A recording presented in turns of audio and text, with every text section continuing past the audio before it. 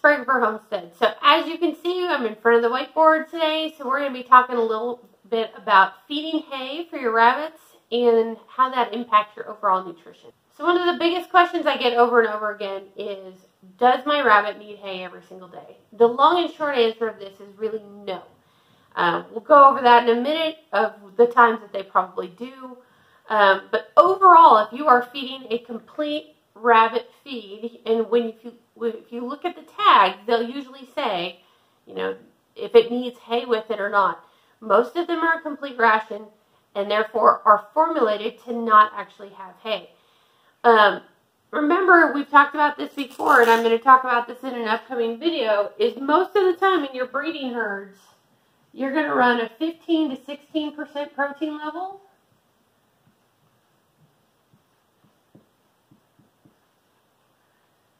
Anywhere from an 18 to a 22% fiber level. And about a 2.5 to 3.5% fat level. Now, all of that can be found on your feed tags when you buy your feed. So when we start, picking a feed that matches this, and then we add hay into it, it actually makes a huge difference, and it will actually unsettle all these numbers. So let's talk a little bit about the hays that you can get. So the biggest five that we see in rabbits, of course, there's a whole lot of other different stuff, but Timothy, Bermuda, and orchard grass. And then you've got your alfalfa, and you've got your oat hay. These guys vary pretty wildly. Now, Timothy, orchard, and Bermuda tend to be pretty spot on, running between 7 and 11% protein. The big thing is, unless you get your hay actually tested every single time, it'll vary wildly from cutting to cutting, from field to field, and even sometimes from bale to bale, depending on where you're at. So you've got to kind of keep that in mind, that if you're going to feed hay and you're trying to match the numbers up, you need to actually know exactly what you're feeding. Now, with alfalfa, you're also looking at a 17 to 20% protein. So it's very, very high in protein, but it's also 3 times higher in calcium than your other hays. Oat hay is very low in calcium, so it's safe to mix with rabbit feed. It's going to run you about a 15 to 16%, but it also tends to be a little bit higher on the fat. So why do I mention all this? Because you're thinking hay is hay. Obviously not. Our fat's kind of all over, or our protein's all over the map, but our fiber on all of those hays are going to run you somewhere between 28 to 32%. So let's look and see what that actually does. If we've got, a good feed ration, let's see what that actually does to what we're feeding. Okay, so what we're going to do is we're going to start with my feed. So my feed is a 16% protein. It is an 18% fiber. And it is a 2.5% fat. Okay? It's a little lower on the fiber than I'd like it to be, but not anything that's detrimental. Okay, so when we get to hay, and we're just going to use Timothy, because when I actually feed hay, I usually use a Timothy.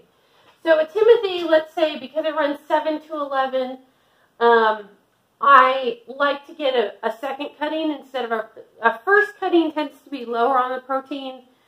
A third cutting, goes the other way in hay. The first cutting is going to be your highest in protein. Your third is going to be your least.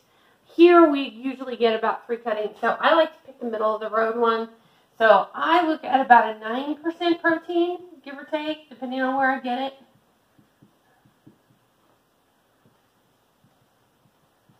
And again, it runs about 32% fiber. It can be all the way down to 28, but typically it's going to be on the high side. Now, interestingly enough, I have never seen a hay analysis unless you send it in that actually will list to fat. I don't know that there is any fat in hay unless you're dealing with an oat hay. And like I said, you'll get some fat there because what usually happens in the oat hay is you've got some oat head left in the hay.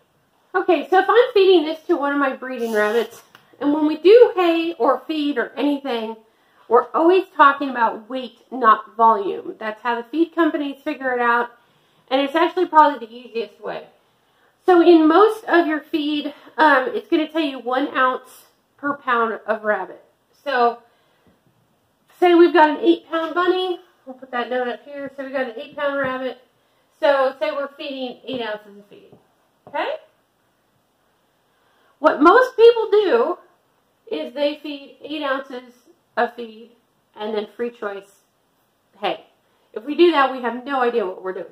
So to make the numbers work, we're going to say, okay, we're feeding 8 ounces, again by weight, and we're going to feed 8 ounces of this. So basically, half of our diet is hay and half of our diet is feed. This is actually probably a little closer to what most people do. So what we do is we add these two numbers and divide by half, right? So 16 and 9 is going to put us at 25 divided by 2. 12.5%. Again, we're going to go 18 and 32, so that is 50 divided by 2 is 25%. And what I usually do is I just carry my fat across and divide it by half because there's no way to know exactly how much fat's in there. So 1.25%.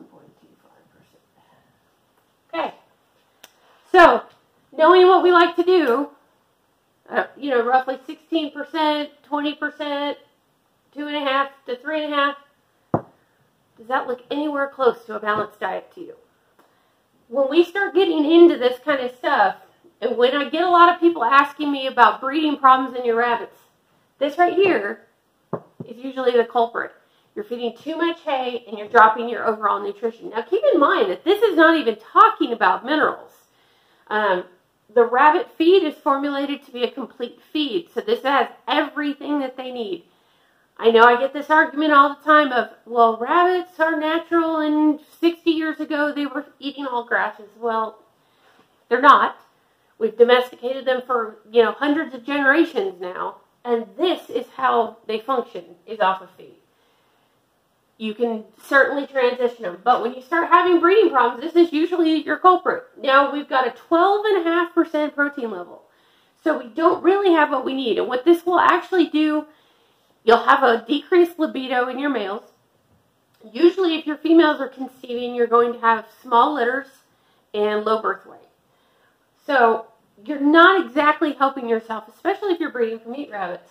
Now, this number, 25%, I see this on all of the pet rabbit forums, and they go, yeah, you can never have too much fiber. Believe it or not, there are 2 university studies out, and I forgot to write them down as to where they were. I want to say one was Florida, one was in Australia. Anything over 23% fiber actually inhibits the gut's ability to suck up nutrients. So not only are we low on our protein, but now we've stopped our body's ability to properly take in the protein that we need, right? Same thing with the fat. The fat is so low, and Mr. Fiber is kind of blocking everything up. So what's happening is the gut gets moving too quickly, first of all. Lots of fiber will do that with the rabbit. It'll do it with people. You'll keep your intestinal tract going to the point where everything doesn't stop long enough to absorb the nutrients. And then on top of that, the stomach and the intestines and everything is so full of the fiber that it has a hard time getting to the nutrients anyway. So this probably, from the study that I read, will drop a couple more percentage points. So when you get too high of fiber, you're probably knocking it closer to 11% protein. So now we're getting really low. You'll start to see this in your fur condition, your body scoring, and like I said, your litter sizes. So if you're running a meat rabbit program, this is probably not the way you want to go. Okay, so let's go back to alfalfa, because that's another thing that everybody says, well, you can feed alfalfa. Like I already said, the calcium is too high with alfalfa. And the problem that you're looking at with high calcium is urinary sludge, which can cause a whole lot of problems. They can cause infertility in your bucks. When you start backing up the bladder and get bladder sludge and infections, you'll get the same thing. You basically, when you slow the system down and it quits working, you start getting small litter sizes, things don't work right, and calcium can actually lead to premature death. But I see this a lot, so now look at alfalfa. Oh, it's such a weird word to me. Okay, so it's going to run 17 to 20%. Again, if you're picking kind of a mid-cutting, you're going to go somewhere around 18% on your protein. Again, you're going to be looking at somewhere around 32% for your fiber. And alfalfa actually does have some form of an fat content, but I couldn't find it. Everything that I looked up said that it kind of varies. So we're going to assume it's probably about 1.5%. And that might be a little high, but that's probably what I envision when I think of, because it does have some oils and stuff in it. Okay, so same thing. We're going to add that together. So we're looking at 34. Yep, 34%. Divided by 2, so we are at 17. Again, 50 divided by 2, 25. And that is 4 divided by 2, 2%. Okay. So based on our numbers, that doesn't look so bad, right? Other than, of course, the fiber is too high, and we know that's going to create problems of absorbing nutrients. So what is the problem with feeding alfalfa? On a daily basis, it is all about the calcium. And this is why when you go to feed extra stuff to your rabbits, you really need to do a little research and find out if it's too high in a mineral, and then see how that affects rabbits in general.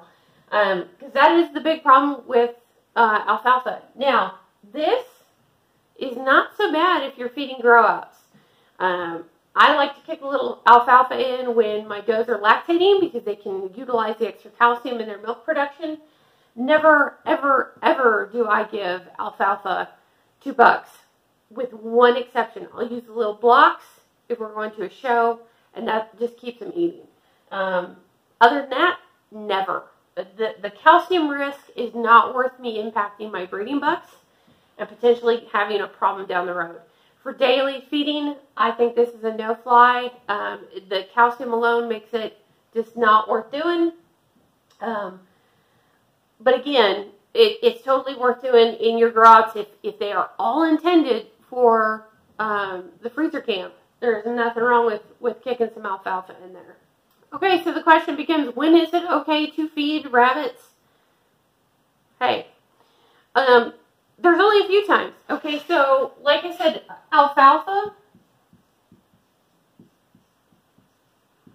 for breeding does, particularly nursing does. I don't do it when they're pregnant, just when they're nursing. And grow-outs. Again, these are only grow-outs intended for freezer camp.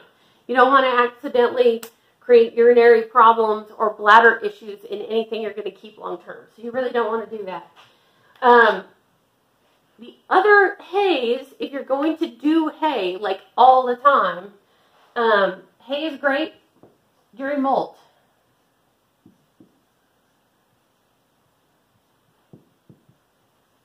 And here's why we don't care about feeding hay during molt. One, getting way too much fiber in that gut, 20 to 30% or 25 to 30%, because I know people who will actually cut the pellets clean out when they're molting. It's not going to hurt them. Molt is a relatively short amount of time. And keep in mind, molt itself can be up to a month, but they're not dropping that fur continuously. So we're really only going to feed a lot of hay when they're actually dropping a lot of that fur, and that's because rabbits groom so much, they ingest a lot of it. We want that extra fiber in there to keep the gut nice and loose and keep the hair from getting impacted.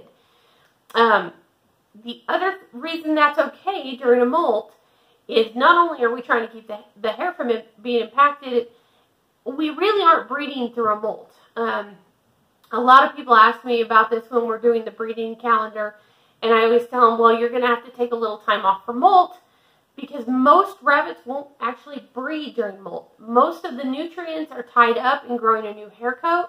Remember, rabbits molt twice a year, spring and fall, and when that is, depends on your region. Ours varies wildly by the weather, so you kind of have to let the rabbits do the talking and tell you when that is. But absolutely, hay for molting season. The other time that I use a lot of hay, and I say a lot, but really it's a quick handful into a pin, is during weaning.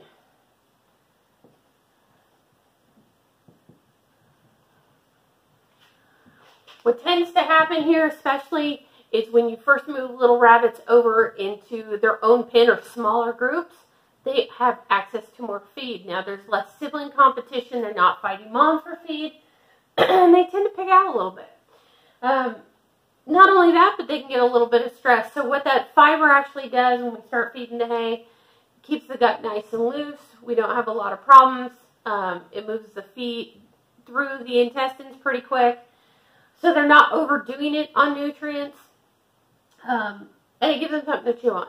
So they like it a lot. I only do it for the first week or so, and then kind of watch everybody. But those are about the only times that I really recommend that you kind of forego your nutritional breakdown and just kind of throw caution in the wind and go ahead and feed it. And it's just because we're doing very specific things for very specific reasons. When I'm feeding alfalfa to my nursing does, I'm only doing it for the first 4 weeks. Why is that? Because some does actually start weaning their kits off at 4 to 5 weeks. Not every one of them. My Harlequins, they will feed them things all the way to 12 weeks if you leave one in there. But most of your bigger breeds are really starting to wean them off. The kits are eating pellets, so the need for that heavy calcium-rich milk and stuff is starting to dwindle. So only for 4 or 5 weeks, and then you can kind of go on with it. Like I said, molting a week or two, weaning probably the first week. So one of the biggest things I hear when people, after they get done arguing with me about how rabbits need all the extra fiber and we get that settled, the other thing I see is, but I feed my rabbits hay so they are not bored. Please don't do this. This is not a reason to feed your rabbit extra stuff, ever. Think of it kind of like placating the fat kid or any kid, really. I was a fat kid, still am. This is like placating your kids with a bag of chips. Because they're bored, you feed them, develops really unhealthy eating habits. You don't want to load them up with a bunch of high fiber, no nutrition food during the day for no real reason. You are far better off investing in chew toys, blocks, rabbit-friendly sticks, pine cones, that kind of stuff. If it's an issue of boredom, give them something to play with. Do not give them extra feed. Not only does it unsettle your whole nutritional plan, but it's just not necessary. When you start just pumping them full of extra feed that they don't really need, you can start getting obesity problems. As we know, when we get too high of fiber, you can actually be basically throwing money away on feed that they're not even utilizing. So the last thing I'm going to say about feeding hay, and I know I've probably made a whole bunch of people mad, and that's okay, that's what we're here for. Your wool breeds, and this is the only time that I really think that feeding hay every single day is acceptable. And most of these guys are feeding a higher protein feed, knowing darn well what it's doing on the back end of things. Everybody I know that has Angoras are usually feeding 18%, so they already know, and they're watching how much grass they're actually putting through those rabbits. The big reason there is, even if you're keeping some of your breeding herd shorn down, that Angora fur tends to bind up really bad. So it's worth it. If you're doing Angoras, lion heads, fuzzy lops, that kind of stuff, feeding hay every day is probably going to be a necessity for you. But fix that by going up on your protein for your rabbit feed. If you absolutely insist in a standard breed that you've got to have hay every single day, do yourself a favor and invest in an 18% feed. At least then you're bumping your protein up enough to kind of sort of diminish the effects of what the hay is actually going to do. Doesn't fix it all. And then play around with your numbers. Like I said, we did 8 ounces to 8 ounces for an 8-pound rabbit. Play with your percentages. Maybe you're going to give them 3 ounces of hay every day. Maybe you're going to give them 2 ounces of hay every day. You're going to have to figure that out on the average of how much you're actually giving them and how much they're actually getting in the long run. For me, it's not worth it. I don't see any benefit. We used to feed hay every day. What I found is that it wasn't cost effective. We had a lot of waste. We actually had higher incidences of internal parasites because you get a lot when you're feeding grass hay. Anybody who does goats probably knows that you get a lot more intestinal parasites, and it's usually coming off your grass and your hay. So it's all trade-offs. If you want to feed hay, you just have to know that you're going to have to deal with some other stuff. You're going to have to watch your herd a little bit more closely, and you're going to have to make adjustments. All right, so that is it. There is my video all about feeding hay. If you've got questions, leave them down in the comments. You are welcome to argue with me about it, but keep it civil. If I see curse words and you're being a jerk, you're getting deleted. But you're welcome to have your own opinion about it. I know a lot of breeders who feed hay and think that it's absolutely a must-do. But when you do the nutritional breakdown and the nutritional science on it, what you find is it's actually not necessary unless you are feeding a feed that specifically says feed with hay. And even then, you still need to do the breakdown and figure out exactly what you're giving your rabbits. So that's it for today from Sprague or Homestead. Like I said, feel free to leave the comments. You can always hit me up on email or on Facebook. And that is it for today. Happy homesteading.